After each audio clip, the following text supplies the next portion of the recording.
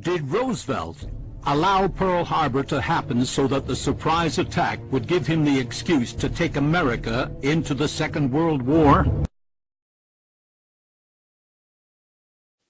A shadowy government with its own Air Force, its own Navy, its own fundraising mechanism, and the ability to pursue its own ideas of the national interest, free from all checks and balances, and free from the law itself. By anyone's definition, three-term Hawaii Governor John A. Burns was a man of vision and change.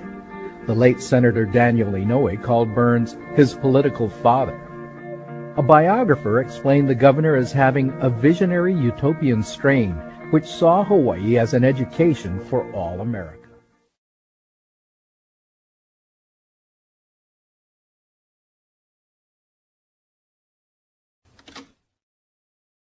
Shivers called me in one day, about a week before the war started. Closed the doors and says, "I'm not telling my men this, but I'm telling you. We're going to be attacked before a week is out." And the guy had tears in his eyes. Now, I'm a little bit lost here. Shivers being the FBI man here? Robert L. Shivers, head of the FBI, SAC, senior agent in charge. Mm-hmm. And they knew, it was your impression that they knew rather specifically what it was that it was going to happen, not just that something would happen, but rather specifically what would happen? What are you... We're going to attack. That was the word used to me. Attack. Mm-hmm. And that it would be here in Hawaii, it would be Pearl Harbor. They had it nailed rather well down then. Would be Hawaii. Mm-hmm. Mm-hmm. Which caused my mind afterwards to wonder, why you're on attack defense all week, and Saturday you go on sabotage alert.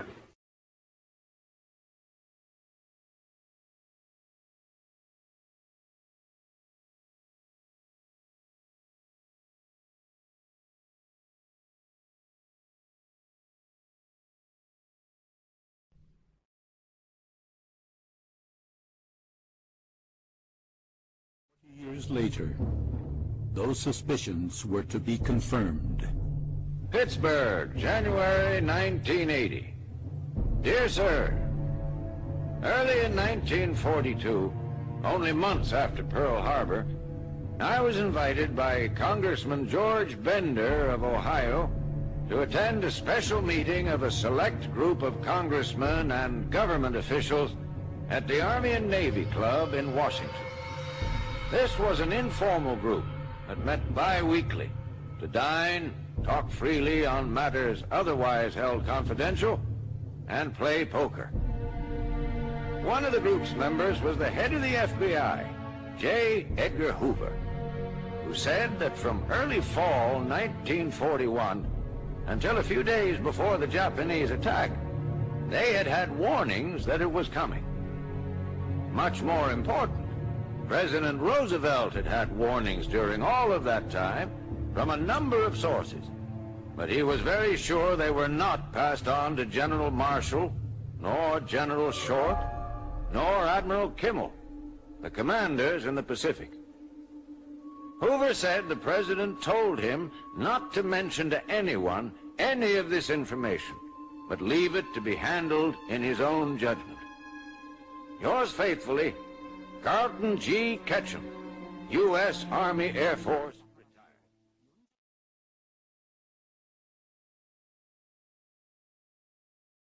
我々は陸軍海軍クラブで食事をしました。ごちそうでしたが、そこでその会議の人たちに会いました。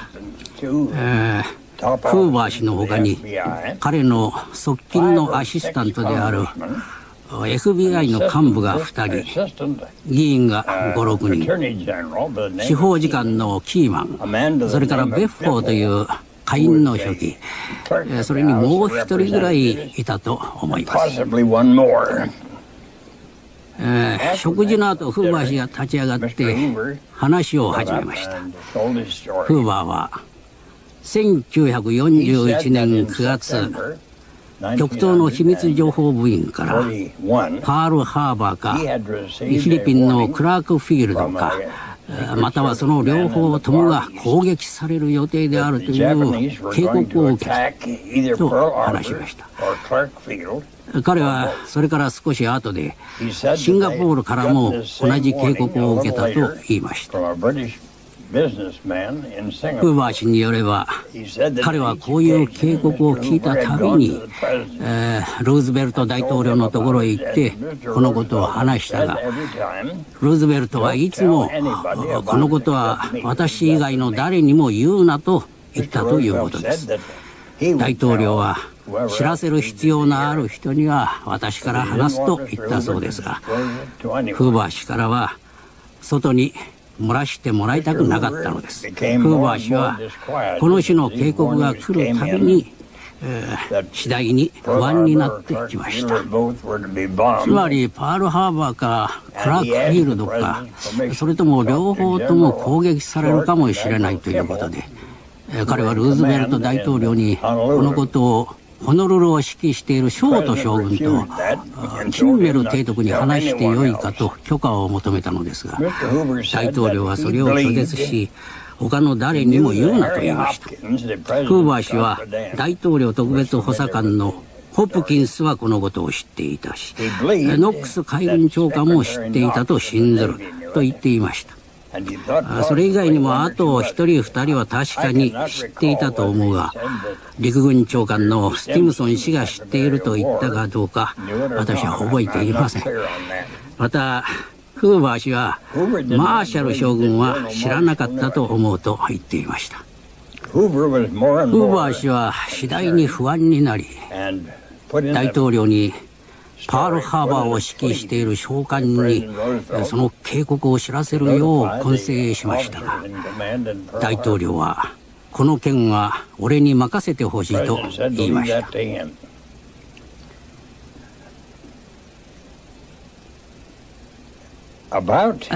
攻撃の 2,3 日前に日本艦隊が発見されました。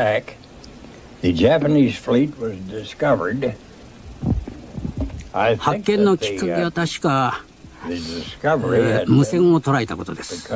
アマチュアの無線家がこれを通告し、これもホワイトハウスに報告されました。フーバー氏はホワイトハウスに行った際、日本艦隊が太平洋をハワイに向けて進行中という連絡を知りました。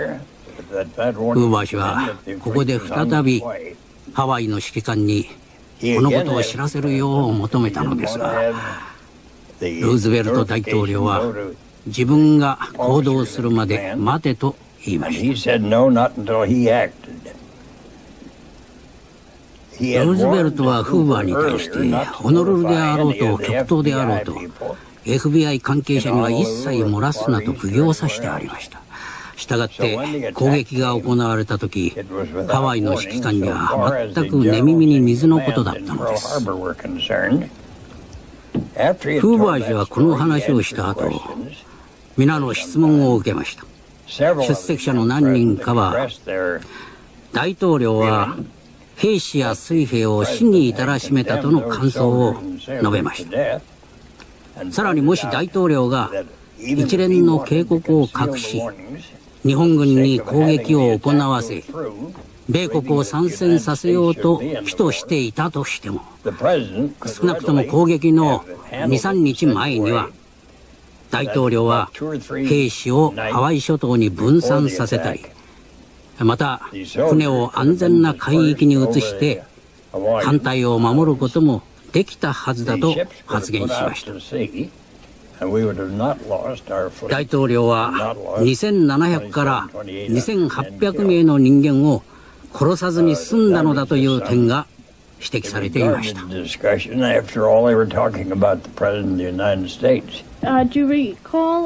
バー氏はパールハーバーという情報が一番先にどこから入ったと言ったか覚えておられますか？あなたはこの情報はオランダ、イギリス、香港の実業家など複数の筋から出ていたと言われましたが、誰が最初にパールハーバーと言ったか覚えておられますか？香港のイギリス人だったと思います。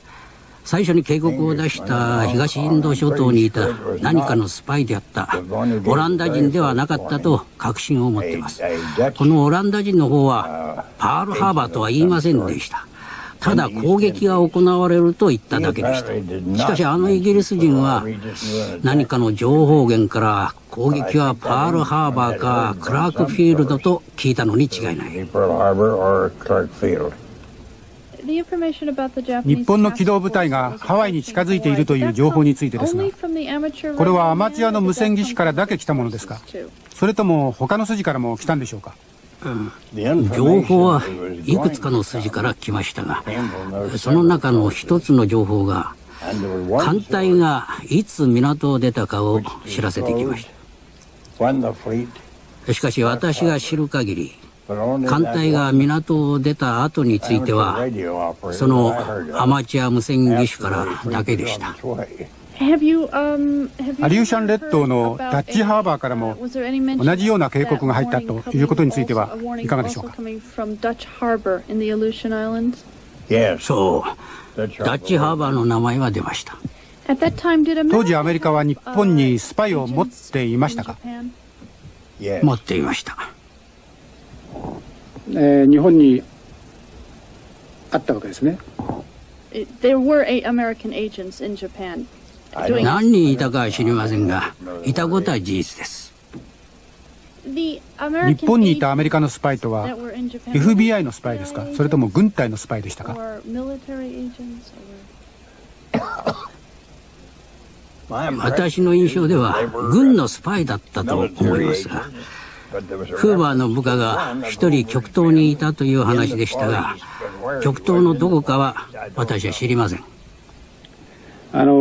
日本にいたエージェントは日本人ですか？Do you know if the American agents or agent in Japan, if they were Japanese?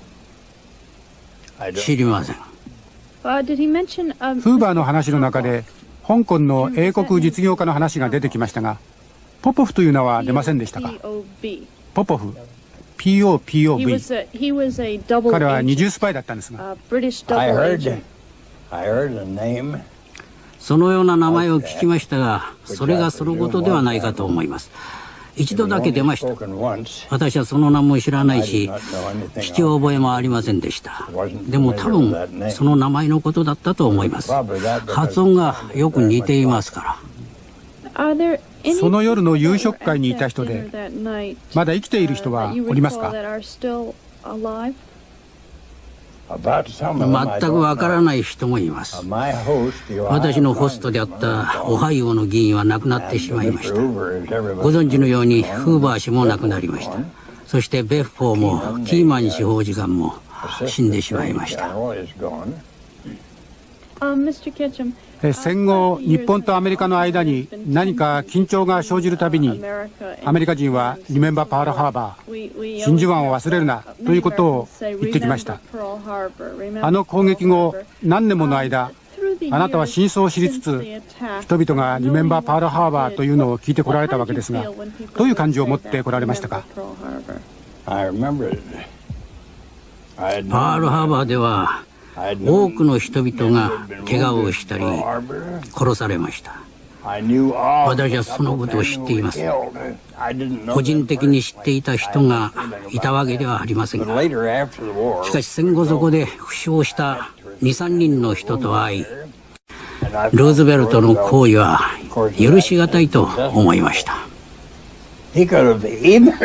この国が戦争に向かうのは避けられなかったとしても、攻撃の 2、3 日前には部隊をハワイ諸島各地に分散させ、艦隊を外洋に散らしておけばあれほどの被害は出なかったと思います。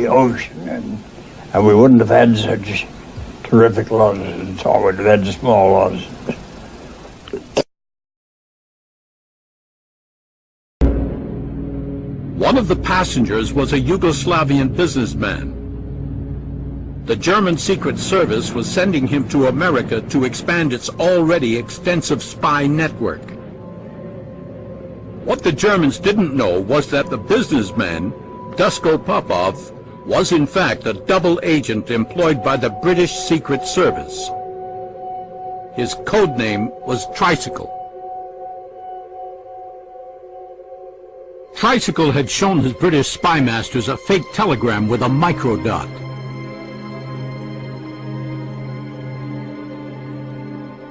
It specified the information he was to get for the Germans from America. There were general requests for information about airplane production, but Tricycle had also been asked to report on sensitive locations inside the American naval base at Pearl Harbor.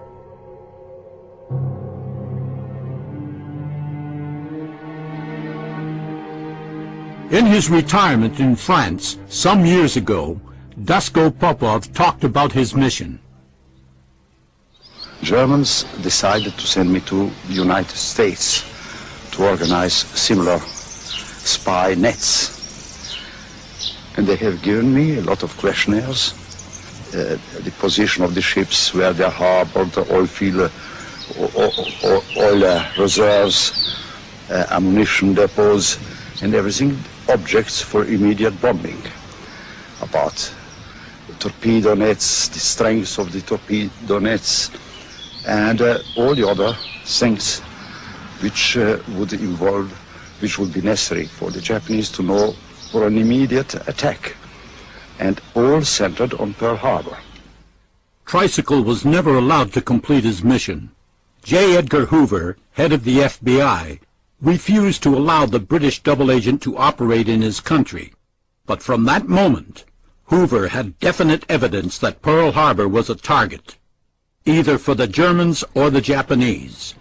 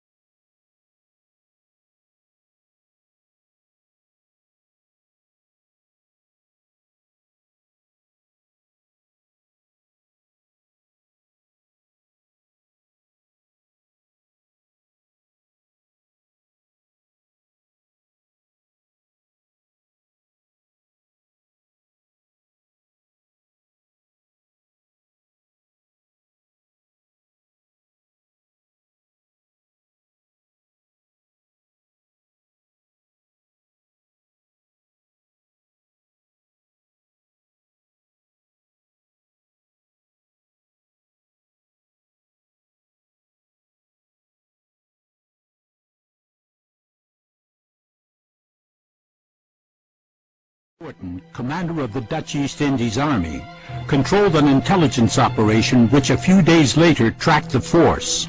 They watched the force as it moved from Tsaiki Bay up to Hitukapu Bay in the Kurile Islands.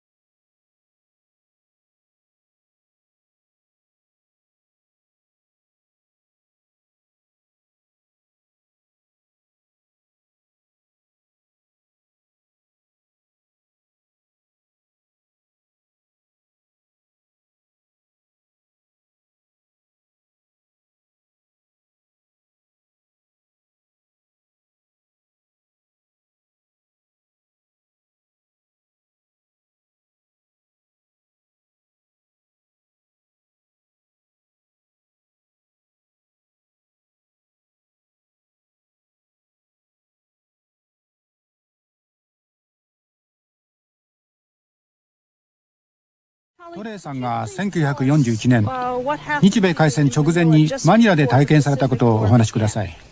私は日本マストの帆船ラニ会合を指揮していました。これはルーズベルト大統領の命令によるものでした。ラニ会合がマニラに配置されれば日本軍に沈没させられるのは確実でした。その命令の目的はどういうことだったんですか？大統領はすぐに戦争を始めることが必要だと考えたんです。というのも日本がマニラを攻略しイギリスとオランダが負けてしまえばアメリカは単独で戦わなければならなくなるからです。アメリカのアジア艦隊の長官ハート提督はその後調査委員会にも呼ばれたんですが、彼が言うには我々は生贄だったということです。10年ほど前、トレーさんは当時の海軍長官ノックスが真珠湾攻撃後話していたことをお聞きになったそうですが、それについてお話しください。ノックス長官の友人に、ジェームス・ストーマンという男がいて、新聞関係の仕事をしており、当時海軍予備役だったんですが、真珠湾攻撃の2週間後ワシントンでノックスに会いました。その時ノックスは真珠湾攻撃の前夜、つまり12月6日土曜日にホワイトハウスでマーシャル参謀長、ホプキンス大統領補佐官、ルーズベルト大統領、スターク作戦部長らと会合を持ったと話しました。ノックスは12月7日の夜中と言ったんですが、多分それは午前0時から3時までの間だと思います。1943年、私は東南アジアに派遣され、ニューデリーの本部で働いていました。そこには外国の将校たち、つまりフランス人、オランダ人、イギリス人がいましたが、戦場からあらゆる情報が入ってきました。その当時私は非公式でしたが、オランダのヘルファー提督と会いました。それは1943年の夏でしたが、我々は戦争についていろんな話をしました。その時彼はアメリカが日本の太平洋における作戦について事前に全く知らなかったなんて驚いたなと言ってました。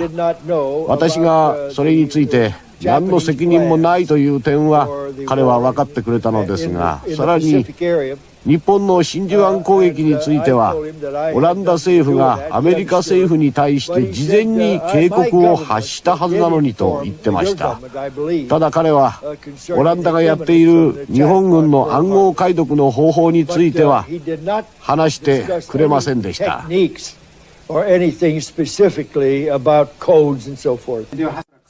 私はオランダの暗号解読について新しい資料を持っているというハスラック氏に会った。日本の暗号を解読していたか、それについて非常に詳しく研究している方なので、それについてお伺いします。私は先日ウェドマイヤー将軍と会いました。それでオランダのヘルファー提督がウェドマイヤー将軍に話したということを聞いてきました。それによるとオランダは事前に日本がアメリカを攻撃することを予知していて、アメリカ政府に知らせたということでした。ところでその時オランダが知らせた内容というのは具体的にどういうことだったんでしょうか。例えば何日にどこどのようにして日本が襲うかと、そういうような具体的な情報を教えたんでしょうか。それは日本軍の暗号を解読してそれによってアメリカに教えたということなんでしょうか。そうです。オランダ領インドネシアには2つの情報源がありました。人間と通信です。日本人のスパイが2人いて、日本の内閣での閣議の様子を報告してきていました。日本の内心政策にはオランダは非常な関心を抱いていました。日本人スパイはおそらく30年代には平和主義者であり、日本の内心政策に反対していた人たちだと思います。もう一つの情報源は通信の傍受です。ウェドマイヤーの話は聞いたことがあります。オランダのヘルファー提督のメモも読みました。彼はオランダ海軍の司令官でしたが、日本の進撃が近いという情報を入手していました。しかしパールハーバーが攻撃されるとは聞いていなかったようです。攻撃がいつかについてはどうですか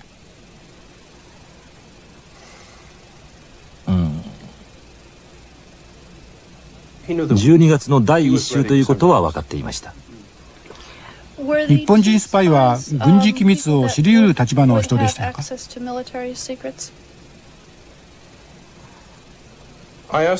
同じ質問を私の情報筋に聞いたことがありますが、スパイの名前は教えてくれませんでした。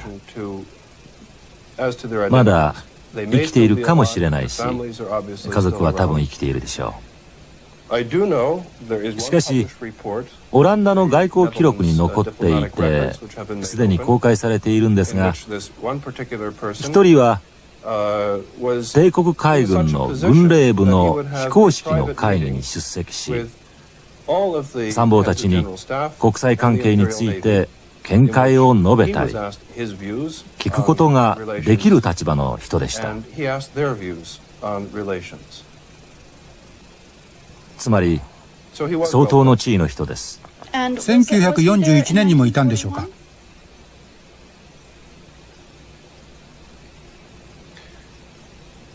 同一人物かどうか分かりません。私の情報筋によると、文書では示してくれませんでしたが、日本の最高レベル、その正式名称を私は知らないので、ここはカットした方がいいかもしれません。天皇かもしれませんが、とにかく1941年4月には最高レベルの段階で南進政策が承認されたという情報を送ってきました。普通その決定は6月か7月とされていますが、私の情報筋は4月に南進政策が決まったと言っています。対南方施策要項の案が大本営陸海軍部でまとまったのが昭和16年4月である。この案は6月に決定された。ハスラック氏の言うのはこのことと思われる。日本の機動部隊は旗艦の空母赤城をはじめとしてヒトカップ湾に集結した11月中旬頃から無線を出していないわけです。で、結局オランダ軍からも行方不明になったということでしょうか？無線傍受局を1933年3月にインドネシアのバタビアに作り、日本艦隊全部の無線を傍受していました。短波を受けて発信者の位置と名前を割り出していたんです。11月末、日本の主要艦隊が北へ向かい、クーリエ島へ行ったところまで、つまり11月27日まで追いました。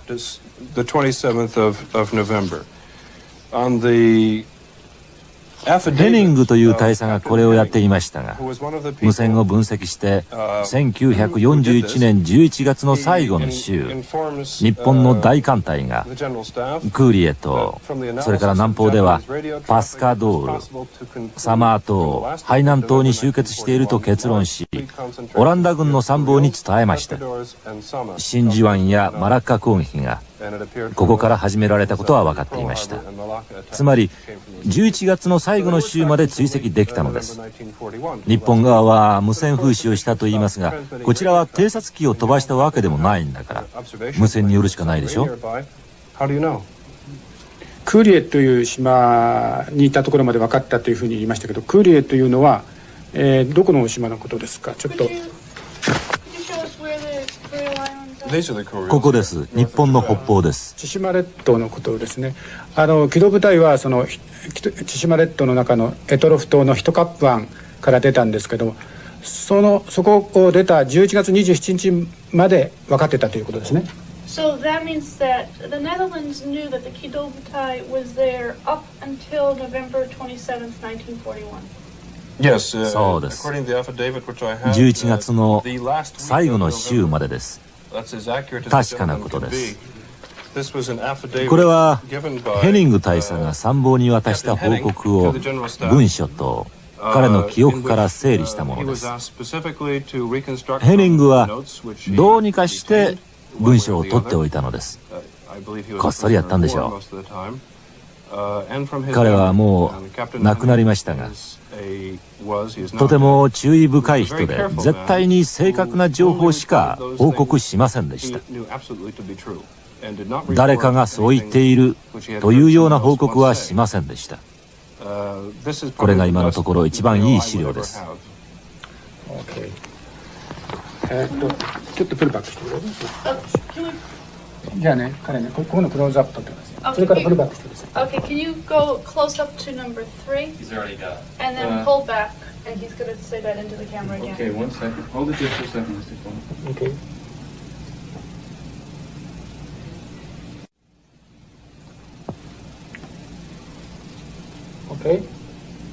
Okay. 今ハスラクさんは非常に重要な証言をなさいました。日本の機動部隊は今まで、11月15日以降は無線を出していないので、どこにいたか知られてないはずだというふうに信じられてきました。ハスラクさんはこの口述書によってオランダは11月の最後の週まで日本の機動部隊が千島列島にいるということを知っていたと、おっしゃいました。この文章がその証明書です。これは今まで知られてない事実だと思います。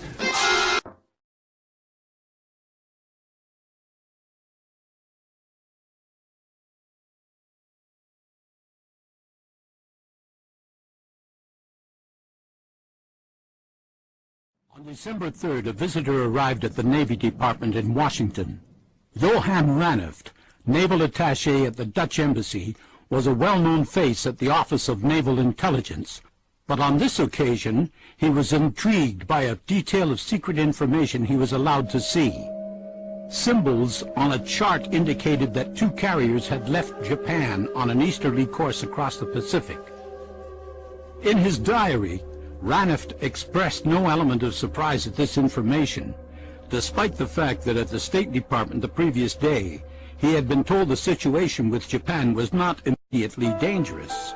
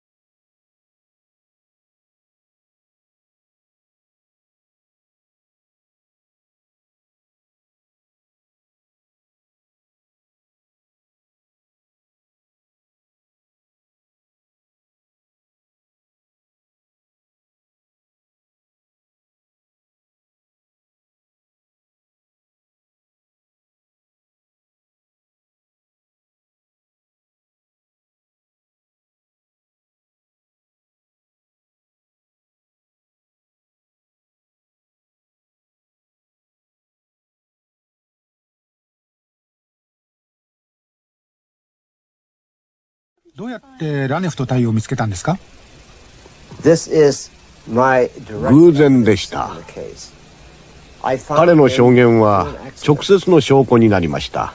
真珠湾攻撃以前のことですが、オランダ陸軍ジャワ部隊のトープトン将軍は、オランダが日本領事館の伝聞を傍受していることをやはりジャワに駐屯していたアメリカ陸軍のソープ将軍に伝えました。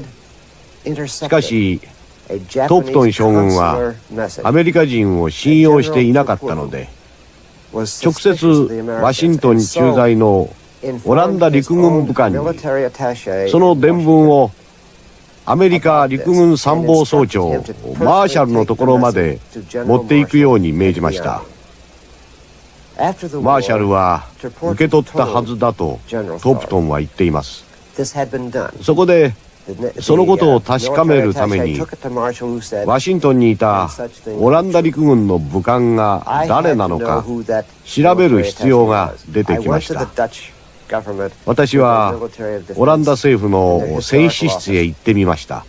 でも当時の記録は空襲で焼けていて、その武官が誰だったかわからないんです。アメリカに戻りソープ将軍に名前を思い出してくれと頼みました。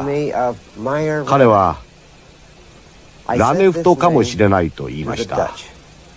そこでオランダ政府にこの名前を伝えたところ、半年してその人を見つけたと連絡が入りました。テキサスのヒューストンにいるというので手紙を書きました。返事には、一体あなたが何を言いたいのか私には分かりません。私は当時ワシントンの陸軍武官ではなく海軍の武官でしたとありました。ただ12月2日彼はアメリカ海軍情報部へ行きショッキングな情報をつかんだというのです。私はヒューストンへ行き彼にインタビューしました。そして証拠が欲しいというとラネフトは自分の公式の日誌に書いたがかなりの部分が火事でなくなってしまった。ただ残りはオランダ政府が保管しているはずだと答えました。私はオランダ政府に1941年12月のラネフトの日誌を要求しました。数週間後受け取った小包の中には12月分が全部入っていました。オランダ政府はこの記録を私の本で発表していいという許可をくれました。12月2日アメリカ海軍情報部で会議。彼らは私に地図の上の2隻の日本の航空母艦の位置を示した。2隻の空母は日本を出発し東へコースをとっていた。ラネフトさんは今も元気なんですか？昨年の11月下旬に亡くなりました。ミスター Z は非常に重要な証言をしていますが、今までこういう証言をしなかったのはどういうわけでしょうか？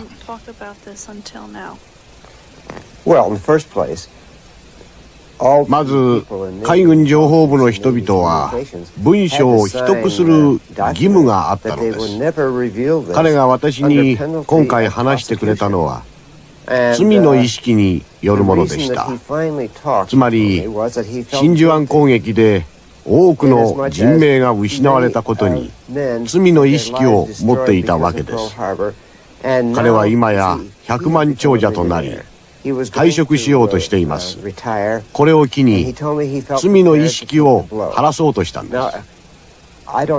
最初ミスター Z は本名を使うことを承諾していたのですが、一月後再婚すると妻が彼の身を案じて本名を伏せるように夫を説得したのです。結局私はそれに従わざるを得なかったのです。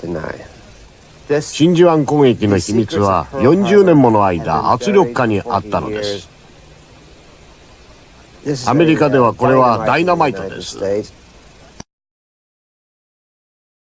Bandung, Java, General Terporton revealed the threat of the Japanese fleet to the American liaison officer, Brigadier General Elliot Thorpe. He told Thorpe, Pearl Harbor was one of 4 possible targets. General DePorten, the commander of the Dutch army, wasn't sure about it. He hadn't known me too long, whether or not I really had sent that message. So he got a copy of this same message and sent it to the military attaché at the Dutch embassy in Washington. And Colonel Wireman, who was the Dutch attaché in Washington, realized how important it was. So he took it in person to General George Marshall, who was then Chief of Staff of the Army. And Marshall read this intercept and turned to Wireman and said, "Do you expect me to believe this stuff?" So that was the way all I just, and I sent 3 more dispatches. And finally I got a cable back saying, "Don't send us any more. We're not interested." One was set up here in the heart of San Francisco. It was on the top floor of 717 Market Street.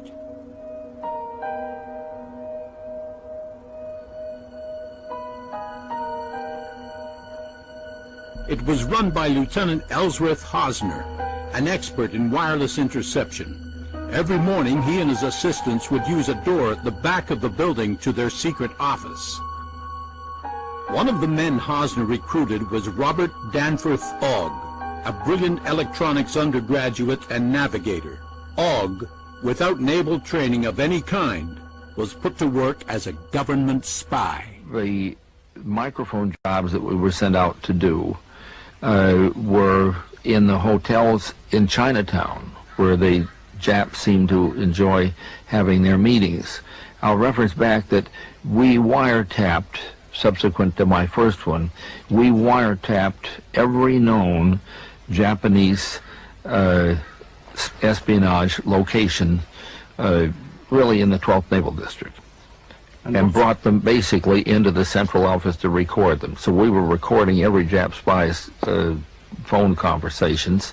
I might say one of them was involved with the Negro whorehouse, and some of the names were Arizona, Nevada. So it provided some hilarity along the way. But primarily we were either bugging or wiretapping at their homes or bugging their conference meetings. And some of their conference meetings data we would obtain from the wiretaps and go in and arrange a bug before they got their room in the hotel, and we would go in the basement then and usually record whatever happened in the rooms up above. The president had countered by imposing an embargo on oil and other materials to Japan. The Dutch East Indies, further south, was the closest alternative source of oil. The San Francisco Naval Wiretap Unit was alerted to pick up Japanese reactions to the embargoes. They were looking for the reaction to embargoes. I would say that my memory recalls that we were advised of almost every embargo of any nature that was placed on oil or rubber that related to the Pacific. This meant whether it came from the United States or whether it came from India around the Horn there, and we were basically advised to let the translators point to the translators where there was a reference to this embargo. Saturday, I went in without Hosmer and plotted the information that I had, and I was excited enough about finding the fleet was 500 miles north of the Hawaiian Islands to drive to his home that Saturday afternoon and tell him what I had found and where it was, rather than giving any of this information by phone to him.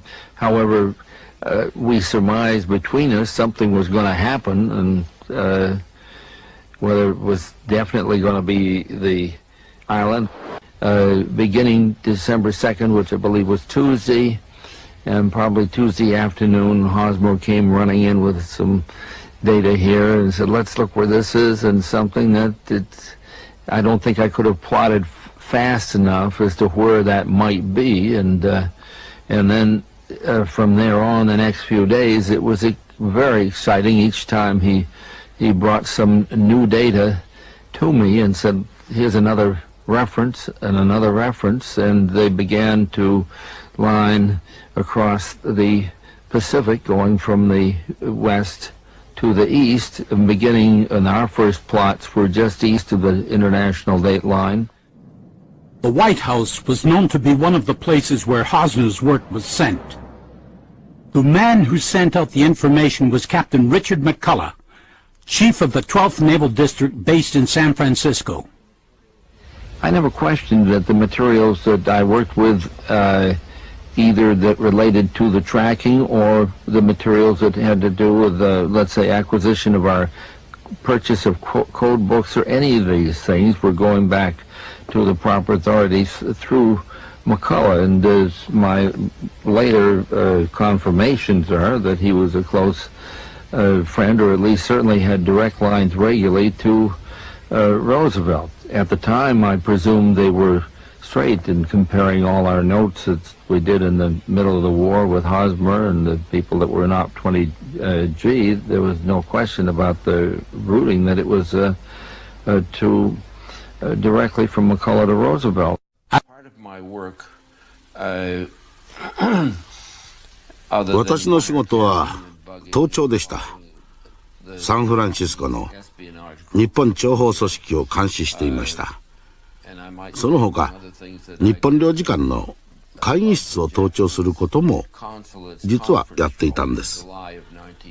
1941年7月からです。11月28日に私たちは日本の艦隊が移動してしまった、消えてしまったと知らされました。それと同時に日本の艦隊は新しい無線通信機で発信し始めました。まだ艦隊は日本水域内にとどまっていて動いていないと見せかけるためです。その知らせはすぐに私のところに来ました。民間無線会社のグローブワイヤレスとプレスワイヤレスが電波を探知していました。私は上司のホズマと一緒に仕事をしており、あらゆる電波信号について警戒していたのです。12月2日のことでした。民間無線会社が今までとは別の周波数、つまり4メガサイクル台の周波数の信号を受信したと知らせてきました。私の記憶では信号の特徴から見て明らかに日本艦隊のものでした。漁船なのかどうかその時は分かりませんでした。私は与えられた情報に基づいて長年方位を測定のため使っていた体験法によって方位を測定しました。グローブワイヤレスとプレスワイヤレスから情報をもらっていたということですが、どんな形でもらっていたんですか？方向です。例えば295度とかそういう形です。それは電波信号の来ている方角を示したものです。ある場所で方位測定したものと別の場所で方位測定したものと2本の線を引くと交差します。その点を体験法によって計算すると発信地点が出るんです。我々が得た最初の信号は2日でした。大体のところを位置決めしたのですが、それは日付変更線の上か日付変更線のちょうど東でした。それから12月2日、3日、4日、5日と位置決めしたんですが、それが何であるかわからなかったんです。大きな船なのか小さな船なのか全くわからなかった。ホズマーもです。12月6日の夜、彼の家によって発信地は真珠湾の北500マイルだと報告しました。その晩に彼に伝えたんです。次の朝私は彼に電話しました。かなり早い時間でした。私は言ったんです。ある、起こったよ。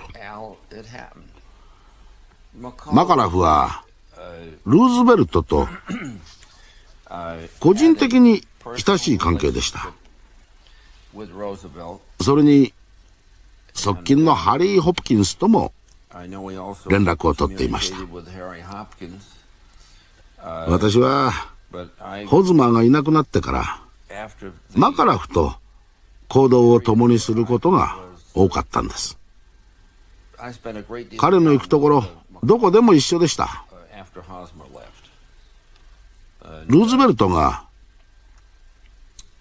1942年の10月高に西海岸にお忍びの視察旅行をした時も一緒に行きました。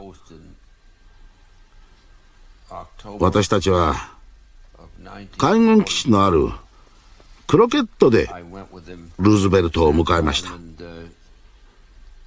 私はルーズベルトには会いませんでしたが、マカラフは車を出て汽車から降りたルーズベルトを迎えていました。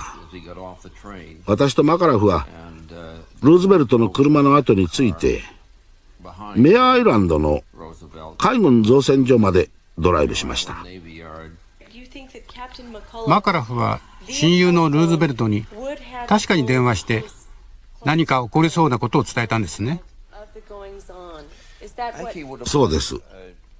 必ずしも詳しく伝えたのではないでしょうが、我々が測定した結果から見て起こりそうなことは確かに伝えたと思います。大統領に明確に電話して伝えたということですね。そうです。あなたの情報はホワイトハウスまで届いていたとすると、結果的に日本艦隊の位置を当てていたわけですから、情報の正確さという点では歴史に残ることではないでしょうか。私はそう考えますが。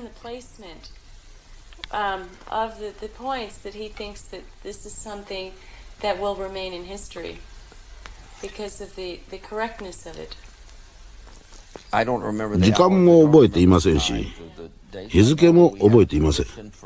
ただ5日間方角の数字をもらって交差する地点を測定していただけです。これ以上話すことはないし、反論する気もありません。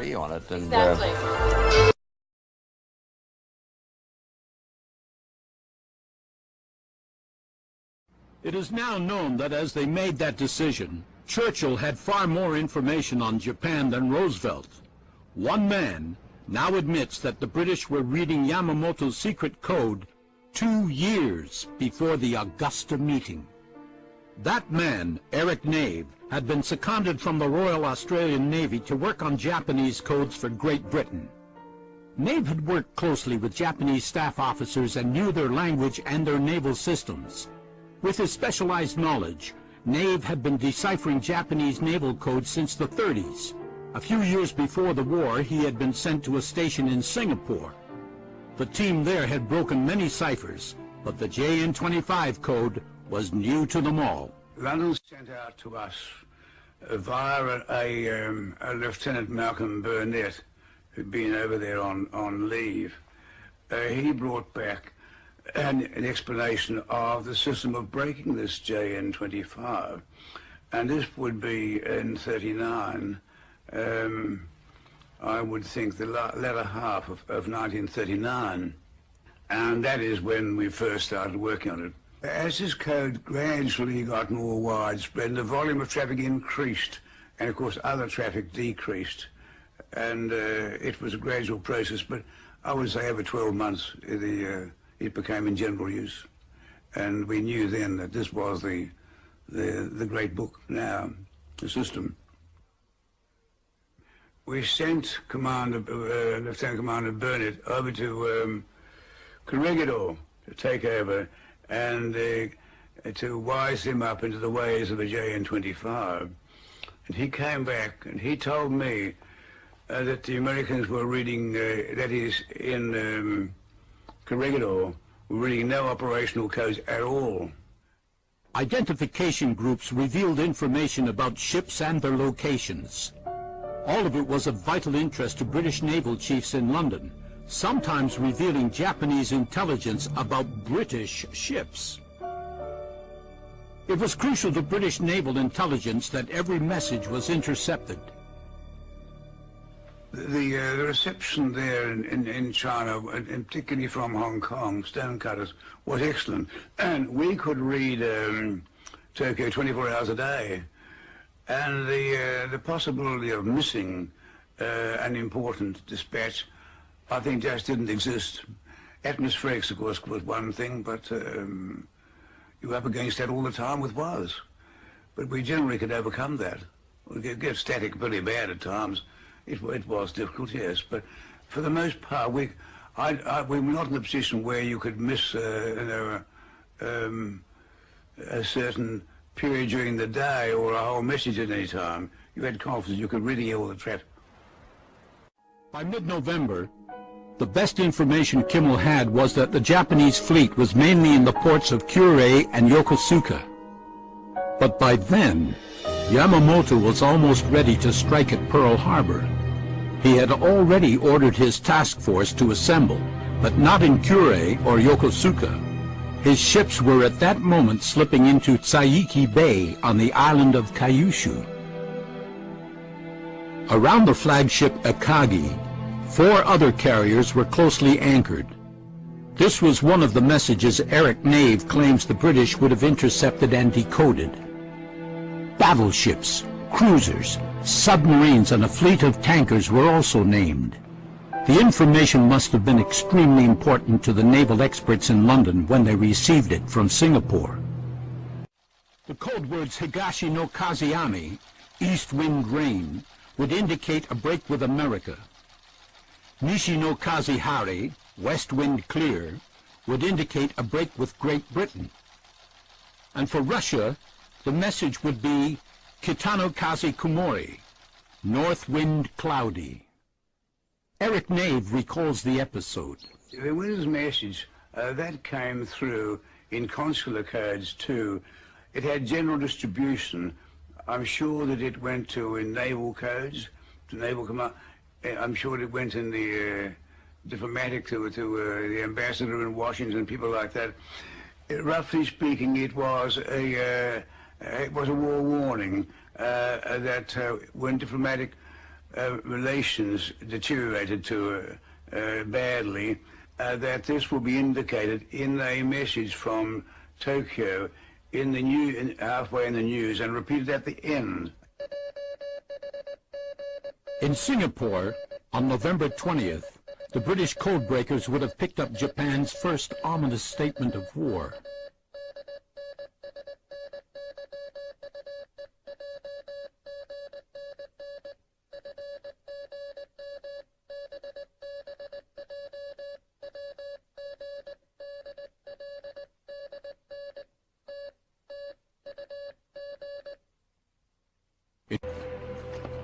Eric Nave was as keen as the Americans to know about Japanese moves in the Pacific. When we knew that we would have this war warning in the form of this weather report from Tokyo, I had this young man, Ian Lloyd. He learned a bit of Japanese, and we put him in with a special wireless intercept unit at a place called Park Orchards outside Melbourne. And he was to listen for this message. And he was the man that rang me and said, I've got it. The message was, as instructed by Tokyo, it would be in the middle of a Japanese news report, repeated again at the end of a news report. And it was on a couple of news broadcasts that day. And that is what he got.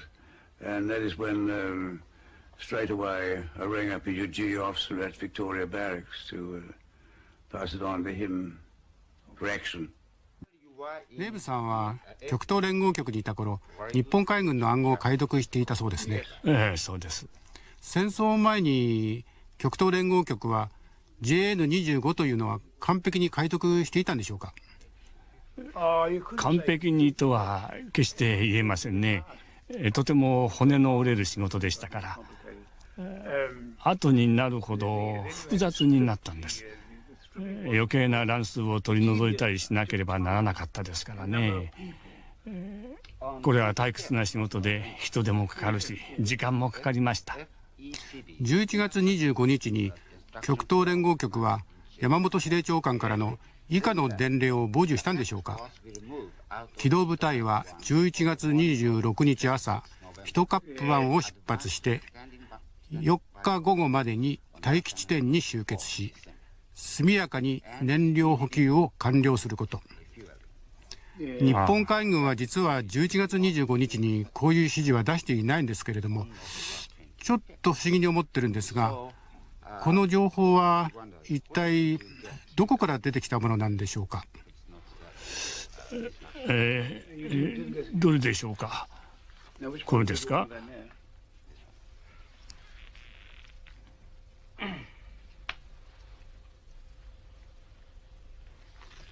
これは本当は送られなかったんですって？内容は全くその通りなんですがね。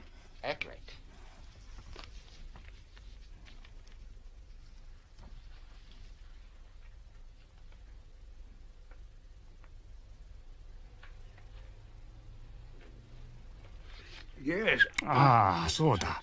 ジェームズに違いない。彼です。これはラスブリッジャーという人が書いたんですよ。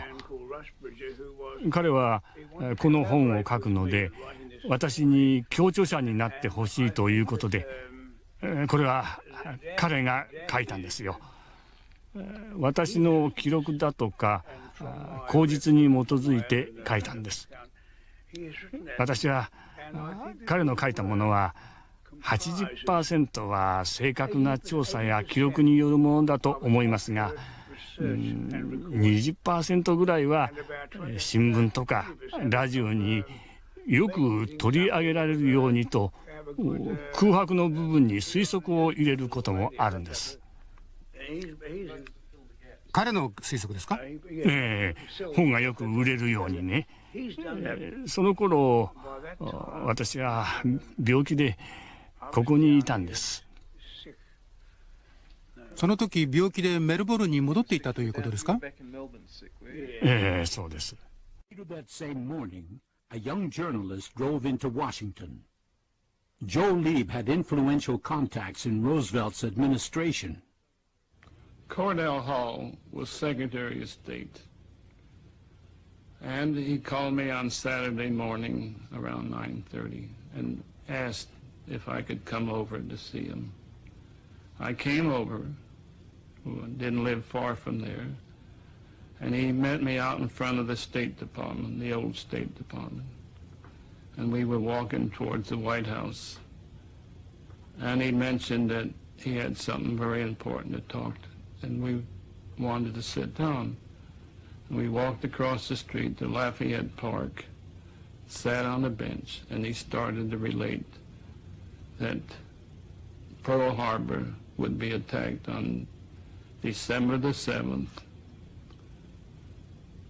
Specifically, he emphasized December the 7th, and that he wanted me to know, because I had helped him on other issues, that if anything should erupt against him, that he would be protected by a friend, which I have been to him. And he then related, he pulled out of his pocket the transcript, which stated specifically that Pearl Harbor would be attacked on December the 7th. Lieb gave his exclusive to the United Press, who put it only on the foreign wire. Ironically, the only paper to use it was the Honolulu Advertiser. In its watered-down form, it was not a story that caused Joseph Rochefort undue concern. At Pearl Harbor, Admiral Kimmel might have been less anxious if he had also been told about the Japanese carriers. It was a question he kept putting to Edwin Layton, his staff intelligence officer. Layton had studied all Rochefort's summaries, but he could give Kimmel no accurate information when he was repeatedly questioned. What? You don't know where the carriers are? No, sir.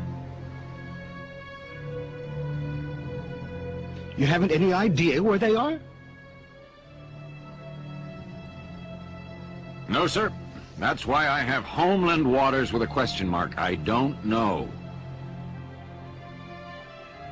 You mean to say that you, the intelligence officer, don't know where the carriers are? No, sir. I don't. You mean they could be coming around Diamond Head and you wouldn't know it? Yes, sir. But I hope they'd have been sighted before now. At the cabinet meeting on December 5th, Roosevelt appeared to make use of such information when he and Navy Secretary Frank Knox discussed the Japanese moves. Well, you know, Mr. President, we know where the Japanese fleet is. Yes, I think we ought to tell everybody how ticklish the situation is. We have information. You tell them, Frank. Well, we have very secret information that the Japanese fleet is out. They're out of harbor, they're out at sea. We haven't got anything like perfect information as to their apparent destination. The question is, in the minds of the Navy and in my mind, whether the fleet is going south. If they go south, the presumed objective is Singapore. Every indication is that they are going south, Mr. President. That's the obvious direction. But it's not absolutely certain that they couldn't be going north. You haven't got information that they are not. Well, that's right, we haven't. But we must conclude that they are going south. It is so unlikely that they would go north. I don't think they're out just to maneuver. We in the Navy think they must be going to do something.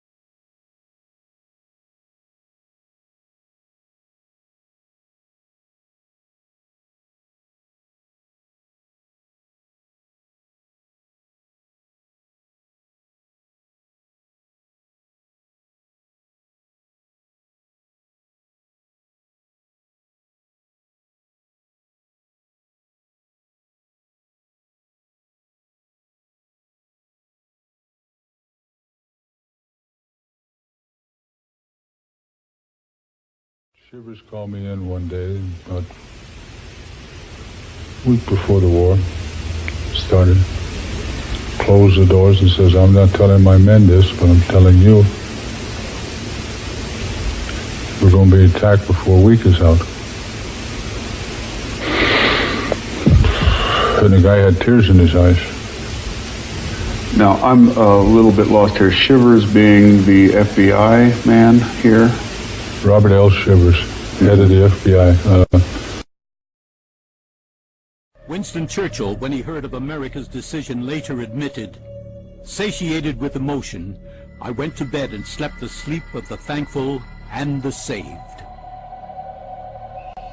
For nearly 50 years, one question has been repeatedly asked. Did Roosevelt allow Pearl Harbor to happen so that the surprise attack would give him the excuse to take America into the Second World War? The new evidence that has come to light strongly suggests that he did.